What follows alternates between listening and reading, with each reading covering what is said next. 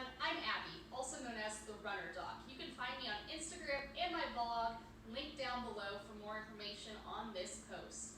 Today I want to talk about IT band syndrome in runners and how to prevent it from happening or fix it if you're starting to have a little bit of the aches and pains. Remember, this doesn't replace an evaluation by a licensed physical therapist, so if you're really having a lot of issues, make sure you get checked out there first to make sure it is IT band syndrome. But my goal is to help keep you injury-free and prevent these injuries, these common running injuries from happening, such as the IT band. Most of the time, that pain is felt right here. Stay tuned and we'll get started on some of my favorite exercises.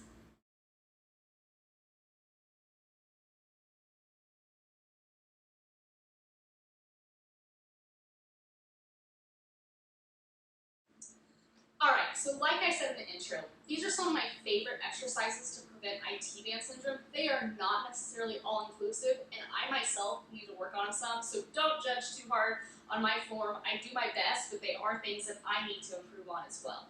The first one, we're going to be down on our hands and knees, like so.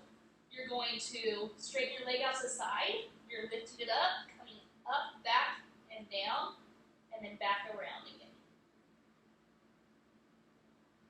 You'll want to do these 5 to 10 times on each side as a good preventative measure, 3 or so times a week if you have previous history of IT band syndrome, or just like once or twice a week for maintenance. There we go.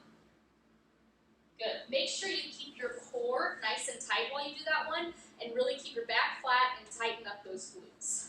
The next one is called McGill airplanes. These are all over the place. McGill is a wonderful clinician and researcher in terms of back, core, stability, and hip stability, which is what helps keep the back pain from getting worse. So what you're going to do, these are ones that I really need to work on, but I'll face you. You lean forward with your foot back straight, your hips flat, and then you're rotating up and then down.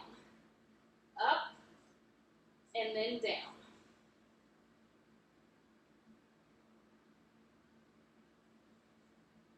Good. And you'll want to do those on each side as well.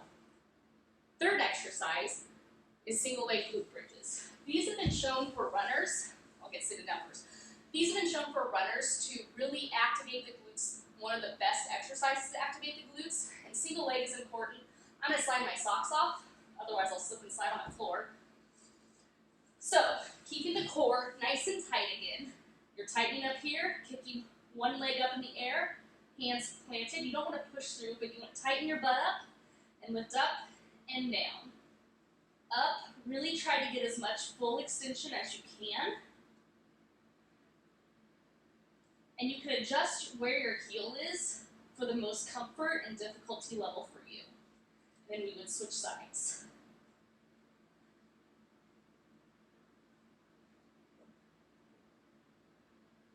Good. So those are the first 3 exercises. The next one is a single leg squat.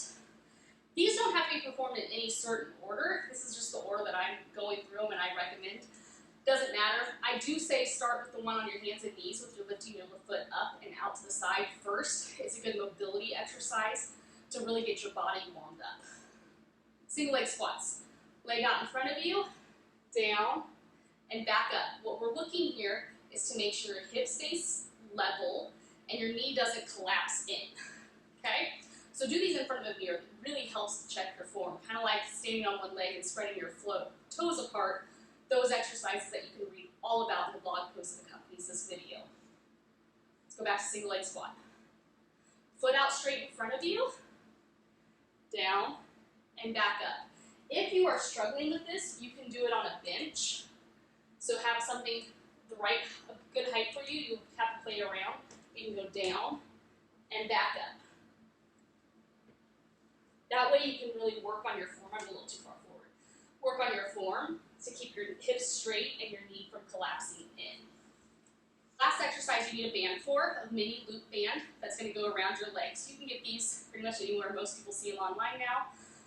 Mine's a medium strength one. We'll see if I'm able to do it on here. It's fairly small, but you're going to want to put it around your knees And this is a single leg standing fire hydrant. So you're here and you're going up and down. Again, keep trying to keep your hips level and your core nice and tight.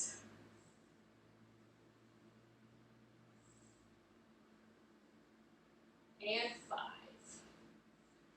And that's it. Those are my favorite exercises to help prevent IT band syndrome. You'll notice that most of them work on the hips. If you head over to the blog post, I'll explain why the hips are so important for runners and knee pain. Hope to see you next time. Bye.